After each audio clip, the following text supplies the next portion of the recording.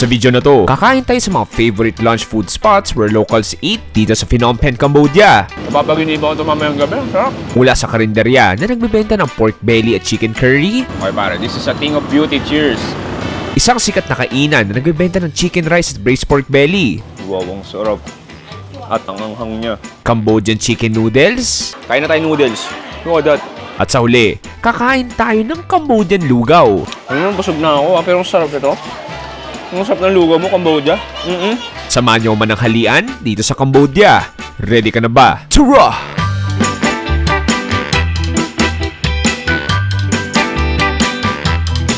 Cambodian cuisine is so complex. A mix of powerful cuisines like French, Viet, Thai, and of course, Khmer cuisine. Kaya naman talagang flavor bomb sa mga dishes nila dito. For this episode, samahan niyo akong hanapin ang ilan sa mga favorite local eats ng mga Cambodians dito sa Phnom Penh. Pops, isang magandang umaga mula sa Phnom Penh, Cambodia. Panibagong episode na naman for this episode. Samahan niyo akong mag-lunch food tour. I mean, short food tour lang din naman to. So ngayon papunta tayo sa isang sikat na karinderya na nagbebenta ng tinatawag nilang Bai Sat Chok. So basically, rice meal yun na merong grilled yempo, tas itlog, tas kanin. Yun na yun. Isa to sa paboritong breakfast o staple breakfast ng mga Cambodians. Anyway pare, balitaan ko kayo pag nandun na tayo. Inom muna tayo kape. Dito, pinakasikat na coffee shop dito is Cafe Amazon. Actually, meron sa Pilipinas eh. Meron sa Araneta. Tapos meron din sa bandang Laguna. Sarap. Anyway, Pops. See you there. Nakaikot na tayo sa karamihan ng mga bansa sa Timog Silangan ng Asya. Ilan sa mga common denominator nila ay meron silang version sa karinderya or mga ready-to-eat ulam na ituturo mo na lang at ready-to-eat na. At sa unang lunch spot natin ay nagbebenta sila ng iba't ibang Cambodian ulams. At ang famous nila dito ay ang tinatawag na Bai Sat Chok or simply grilled pork belly with rice. At umorder din ako ng kanilang sikat na Cambodian green curry.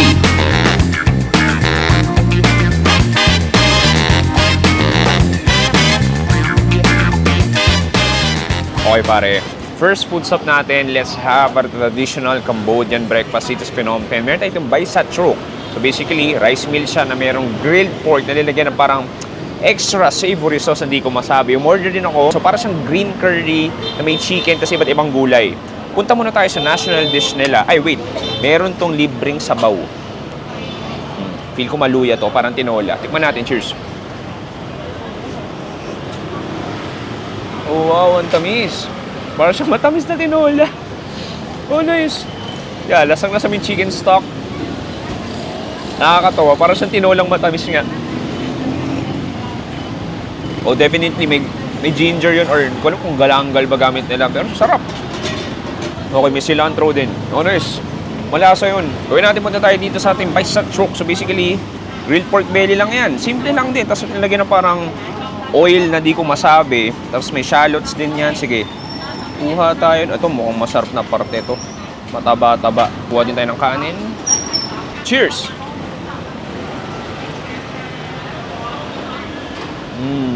Simple, delicious, very straightforward. Grilled yempo, may konting katamisan, parang binaise ng barbecue or ketchup sauce.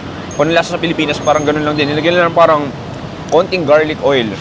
And din rice natin, lambot. Perfect combination. Nagigets ko, bakit perfect breakfast to. So pwede mong gawin, lagyan mo ng konting soy sauce, konting chili if trip mo. Pero ako, hindi konti ang chili ko. Tapos may partner yan na atsara. Okay, so gawin ko, kuha ko dito.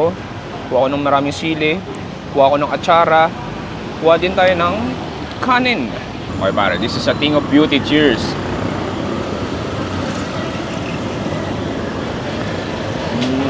Delikado to. Napapaginiba ko ito mamayang gabi. Sarap. Ang sarap lang din ng addition ng parang pinaka-charo and pickled cucumber nila. It brings out another layer of flavor. It cuts the heaviness ng pinaka-grilled pork natin. And yung chili nila, di hamak mas maanghang pa sa Indonesia at Thailand. Ito mild lang din yung anghang nila. Okay, order din ako. Yung parang green curry nila. Khao Kok ata tawag nila. Kung makikita mo, yeah, basically, ano yung itsura ng green curry, ganun lang din. May chicken tayo dito. Hindi ko kung mustasa ba to, water spinach, hindi ko masabi. Tapos, yeah, may talong. Tikim muna tayo sa baw.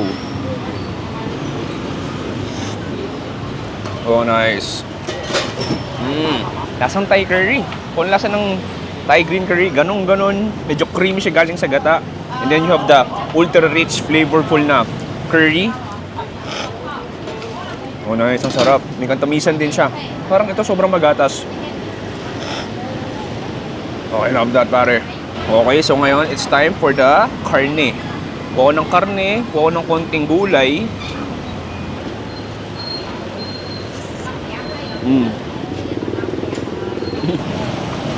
Sarap. Mura nga eh.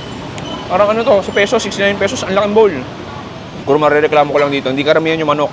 More on talong tsaka gulay, pero bawing-bawi na eh. Gawin natin. Paghalo natin. So ito yung pork belly rice natin. Gawin natin ng curry. I-mix natin. Feel ko masarap tong gagawin ko.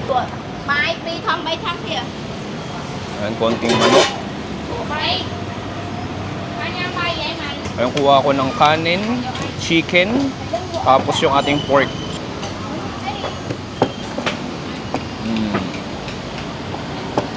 Breakfast of champions, pare. Sarap. No, grabe. Alam mo, nandito sa Cambodia ngayon, I realize na sobrang underrated ng pagkain nila. Pero ito yung cuisine na kailangan, hindi ka nagtatago sa closet. Pakita mo kung sino ka. Ang sarap. It's bold, rich, flavorful. Higit sa lahat, sobrang mura. Gusto ko lang din yung vibes dito, kita mo. Parang karindere lang. Ito yung pinaka-highway. Dito parang turo-turo style. Kung anong gusto mong ulam. Sarap, pare. Anyway, simula pa lang to. Proceed tayo next food trip.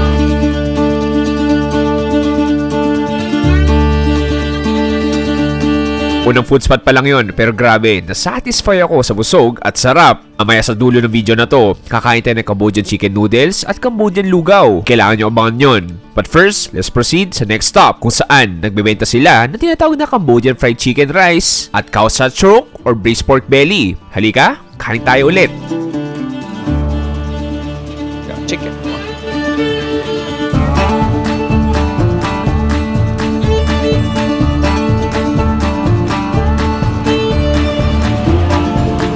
Okay pare, let's dig in. This looks amazing. Actually, maswerte tayo, wala ganong pila at wala ganong tao ngayon. Pero, kumain na tayo. Meron tayo dito. Actually, tsura niya, kala mo adobo or patatim or parang kaukamu sa Bangkok. Ito, so may karne tayo ng baboy. Meron tayong itlog. Sige, tikman muna natin to. Kuha ng karne, sabaw.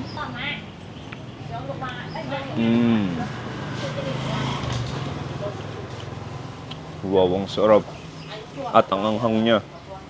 Unis, parang hindi patatim eh. Lasang paksiw. Alam mo yung lechon paksiw? Is on the sweeter side. Medyo garlicky din siya. And then yung karne. Sobrang lambot na parang hibla-hibla na siya. Definitely manghang. Oh, nice. Ang sarap nun. Alam mo, kulang to kanin eh. Pero mamaya, balikan natin to. Punta muna sa fried chicken natin. Ito talaga yung superstar nila dito.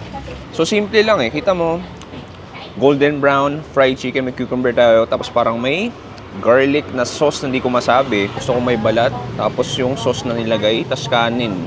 Cheers! Alam mo? To be fair, nating special naman.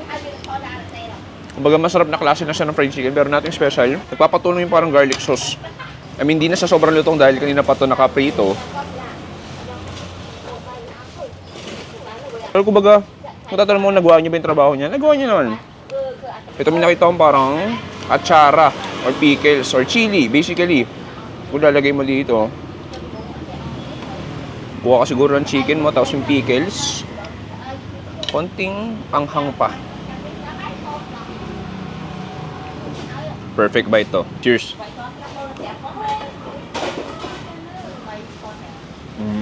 Game changer itong parang atsara nila. Sarap. It enhances the flavor. May extra sourness, may extra sweetness. Yung pickle flavor. Ibe, ini-elevate niya yung normal na pritong manok. Pansin ko nga dito, yung mga atsara nila, parang medyo matatamis din talaga. Balik tayo sa pata natin. Alam mong kulang niyan is konting sipa. Lagyan natin ng chili. Chili jam. And then haluin natin. Tapos ngayon, gawin ko, Kuha ko ng matabang part. Iulam natin. Dahil kanina medyo bitin na walang kanin. Kuha tayo ng kanin, syempre. No, dissolve that chili, yung fat, yung karne. Panado. Ano, ang sarap nito, parang kaukaw mo. Alam mo, nagulat ako, pinunta ko dito yung fried chicken, pero biglaan ko lang in-order tong parang adobo or patatim nila. At ang sarap. Hindi ko pwede magreklamo. Yung dagdag sipa nung chili paste nila, ibang klase. It's like an ultra savory pork dish dito sa Cambodia. Kuha tayo ng itlog.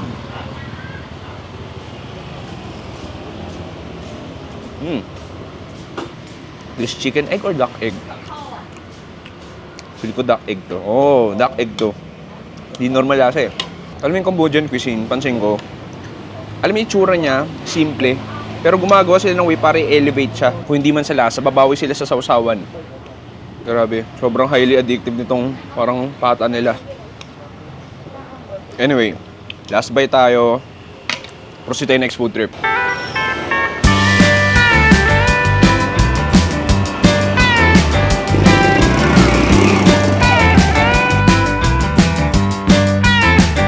Next up, papunta tayo sa Urusay Market, one of the largest commercial centers sa buong Phnom Penh. Kumpleto mula sa mga fresh produce, damit, at syempre, mga karinderya na nagbebenta ng mga mura at masasarap na pagkain. Okay pare, nakapasok tayo sa loob ng Urusay Market.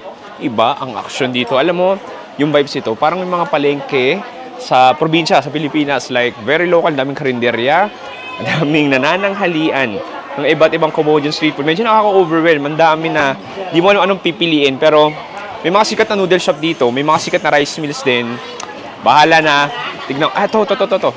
Okay, so, napunta ko na to dati at try ko tumikim na ibang klaseng noodle nila. Anyway pare, kumain na tayo ng Cambodian noodles na naman habang mainit yung panahon dito sa Cambodia. And for our next food, we will eat some Cambodian noodles called Kuy Tim, a popular local noodle dish made from chicken stock and rice noodles. At ang stall na to ay isa sa mga the best na nagbebenta ng Kuy Tim. Okay pare, gustong gusto ko yung action dito. Nandito tayo sa Urusay Market. Kahapon nanggaling tayo dito pero sa labas. So basically, pag uwing gabi may mga barbecuean sa labas. Pag tanghali, umaga, meron naman mga bukas na karinderya dito sa loob. Gustong gusto ko yung feels dito. So kung kahapon sa Central Market medyo maraming turista, dito naman is sobrang mga lokal, mga lola, mga lolo, kumakain ng favorite Cambodian food nila. Meron tayo dito, meron tayo ditong chicken, meron tayo ditong parang chicken pho. Ay medyo nahalo ko na siya. So makita mo, na clear stock lang siya. Tapos yung pinaka noodles natin is parang sotanghon. Tikim muna tayo sabaw. Sarap. Oh, nice. Alam mo kung ano yung lasa nung kanina, doon sa may rice pork dish? Parang ganito, chicken stock na matamis. Hindi, parang nalasa ko yung fried shallots. Ang sarap. Alam mo, pansin ko dito, yung mga sabaw nila, may sila sa matamis. Timplahan na natin, so, lime, extra sourness, tapos lagyan natin ng gulay, toge, and then some greens. Lagyan natin ng labuyo. Thank you. Lagyan natin tong parang suka na may sili. And then panapos natin a spoonful of pure chili. Tapos haluin lang natin. Panigurado mag-iiba lasa nito. Ayan, hayaan nating dumapo ang buong sili sa pinaka noodles natin. Tikman natin sabaw, panigurado ng iba na lasa nito. Wow. Oh, nag-enhance ang sobra. Lalo na yung anghang. Sumobra sa enhance sa anghang. Pero masarap pare. Kapag tumatak-tak ang pawis mo, eh okay lang din dahil masarap naman yung sabaw.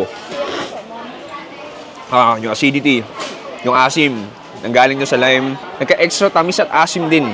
Galing doon sa parang suka. And then just the pure chili. Ang sarap. Kain na tayo noodles. Look at that. Okay, cheers. So nice. Sobrang bouncy niya. Bounce sa bibig ko pare. Oo na. And then nakakain ako ng cilantro doon. O di ko alam kung coriander ba. Yung crunch galing sa toge. Yung noodles natin na chewy at bouncy. Ito karne. Tikim tayo ng karne. Parang kumakain ng pho. Yung nakakatawa dito dahil 5 hours away Ho Chi Minh dito sa Cambodia. Via drive So, yung ibang cuisine nila, Vietnamese na rin. Sarap. Sobrang local yung vibes. Palengke, daming tao. kumakain ng lunch, nananghalian, panalo. Sa pangagat pare, hanap tayo next food trip dito. Next, a version of Cambodia's lugaw called babor, a congee made from chicken stock with beef organs and blood cake. Tikman na natin to. Okay pare, next stop natin, meron tayo ditong Cambodian lugaw or congee. Alam mo, trip na trip yung vibes dito, parang naalala ko yung palengke sa Jensen. Ano kaya, palengke sa Lapas, sa Iloilo. Ito yung vibes dito, I mean, daming kumakain ng almusal, nananghalian. Anyway, tikim tayo. Ayan, so sa kaliwa ko, meron na itong youtiao o parang fried donut. Actually, parang nagsimula to sa China.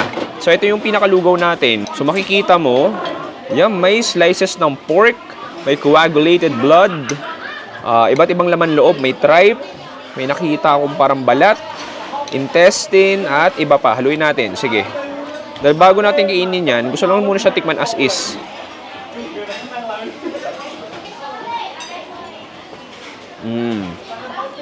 Okay, masarap. Parang Filipino style lugaw na may cilantro. At mas malasa. Tapos may katamisan na naman. Milk talaga siya sa matamis sa stock. And then yung kanin natin, parang normal lugaw lang din. Pagkakaiba lang to, may texture nung lutong galing sa toge. Timplahan natin ng lime. Lagyan natin ng konting... Actually, hindi ko alam to. Lalagay ko na lang. Parang garlic. And then, syempre, kulang chili. Tapos, gawin natin, yung youtiao natin, ilagay na natin. I-drench natin yung youtiao o fried bread. Then, haluin natin. Ayan, sige, kuha tayo na may laman loob. Tapos yung youtiao.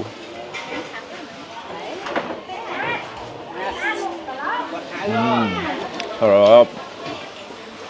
Ito ang lugaw nila dito. Alam mo na naman rin masarap. Kasi kanina, pansin ko, halos wala nang laman yung kaldero niya. Naubos na yun mula kanina early morning. No, nice. I love the addition ng youtiao. Extra carbs, extra pampabusog. Nagbibigay siya ng extra texture, nagbibigay siya ng extra alat. And then, yung mga nilagay natin, mas umanghang siya ng konti. Tapos parang nadagdagan ng garlic flavor. Okay, nakain ko doon, yung toge. Yung parang isaw. Tikman natin tong dugo. Alam mo, hindi lang ako fan ng parang blood sausage sa loob ng sabaw. Kasi gusto ko siyang Betamax. Ba't panalo yung youtiao? Huwag ng konting pepper siguro para pampadagdag flavor lang. Napansin ko nga, paborito nila yung lugaw dito sa Cambodia. Parang kahit saan ka pumunta, may mga nagbibenta ng lugaw. Dito may din sila sa mga drinks. Ito, hindi ko alam kung Thai milk tea ba to or what. Tikman na rin natin. Sana Thai milk tea. Sana Thai milk tea. Sana Thai milk tea. Nananalangin ako sana Thai milk tea. Thai milk tea nga. Shit. Ang sarap. I miss Thailand. Parang bumalik ko ang Thailand. Sarap. Ang sarap. Nang init ngayon. Pinapawisan ako. Perfect yung Thai milk tea na yun. Alam mo, pumunta ka ng ibang bansa at maghanap ka ng local street food talaga. Hindi ka pwede magkamali sa palengke nila eh. Marami kang makitang local na pagkain na kinakain din mismo ng lokal. Busog na ako pero ang sarap ito. Ang sarap ng lugaw mo, Cambodia. Patapos na dapat yung video na to, pero may napansin ako isang Cambodian tita na nagbibenta ng parang pamilyar na dessert. Akala ko ay puto bumbong, pero tinatawag nilang itong dumbun pong or boiled rice cake topped with grated coconut. Busog na ako pero imposibleng hindi ko tikman dahil mukha itong masarap.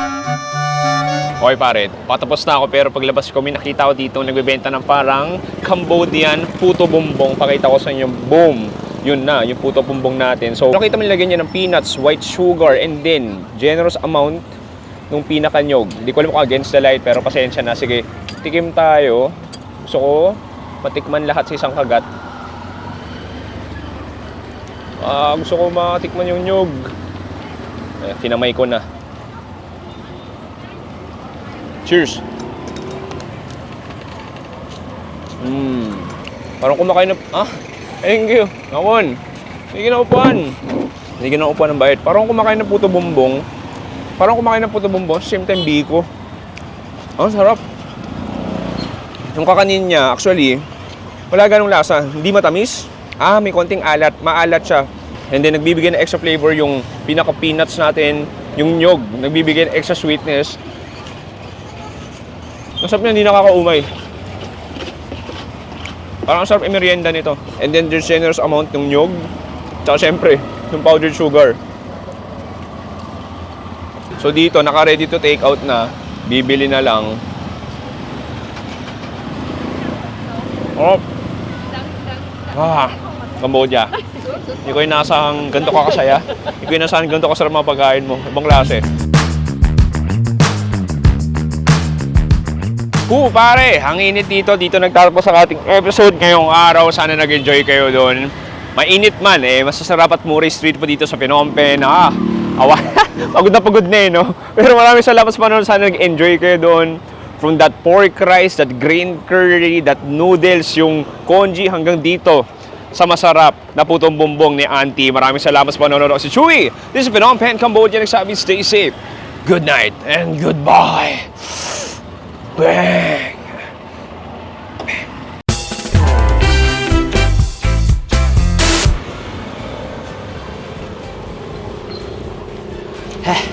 Attention ako, medyo against sa late ako. Nakikita nyo, parang sa Quiapo ngayon. Kalsada lang din talaga. Ang sayo ng vibes na to. Nagtatawa niya, sabi niya, may nagbablog.